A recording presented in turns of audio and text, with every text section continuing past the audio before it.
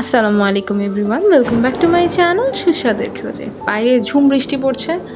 আজকে আপনাদের সাথে এই টক ঝাল মিষ্টি ফুচকার রেসিপিটা শেয়ার করব। প্রথমে আলু মাখাটা রেডি করে নিব।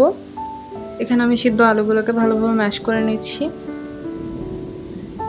বৃষ্টির মধ্যে ঝাল ঝাল ফুচকা খাওয়ার মজাই আলাদা, কিন্তু এই মুহূর্তে তো বাইরে গিয়ে ফুচকা খাওয়া সম্ভব না, তাই বাসায় বানানো শুরু করে দিয়েছি।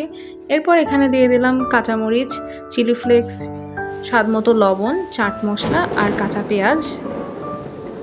চাট মশলাটা আপনারা আপনাদের প্রয়োজন মতো বুঝে দেবেন। এরপর দিচ্ছি এক ফালি লেবু। সবগুলোকে ভালোভাবে মিশিয়ে এবার দিয়ে দিচ্ছি ধনেপাতা। এ তো আমাদের আলু মাখাটা রেডি। এরপর আমি এখানে তেঁতুল ভিজিয়ে রাখা পানি থেকে বীজগুলো সরিয়ে নিয়ে দিচ্ছি চিলি ফ্লেক্স, সামান্য একটু চিনি আর সামান্য একটু চাট মশলা। এখানে একটু থেতো করা কাঁচামরিচও দিয়েছি ঝালটা একটু বেশি লাগার জন্য। এরপর এখানে আমি প্রয়োজন মতো ঠান্ডা পানি অ্যাড করে নেব। এরপর দিচ্ছি কয়েকটা লেবু স্লাইস। এবার টক পানিটাকে ফ্রিজে রেখে আমরা এবার ফুচকাটা ভেজে নেব। আমি বাজারে কিনতে পাওয়া রেডি টু ফ্রাই ফুচকাটা এখানে ব্যবহার করছি। অন্য কোনো একদিন আপনাদের সাথে ঘরে বানানো ফুচকার রেসিপি শেয়ার করব।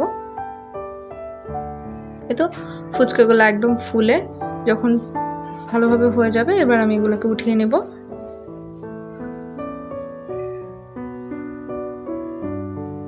আমাদের সব ইনগ্রেডিয়েন্টস রেডি, এবার জাস্ট স্টাফিংয়ের পালা।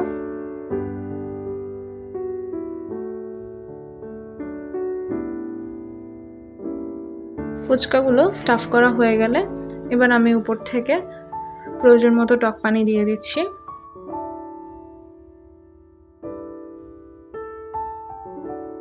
এই তো দেখতেই পাচ্ছেন, ভয়েস ওভার দিতে দিতে এখন আমার আবার খেতে ইচ্ছা করছে। যাই হোক, এই তো তৈরি হয়ে গেল আমাদের ফুচকা। এই বৃষ্টির দিনে একবার ট্রাই করে দেখতেই পারেন।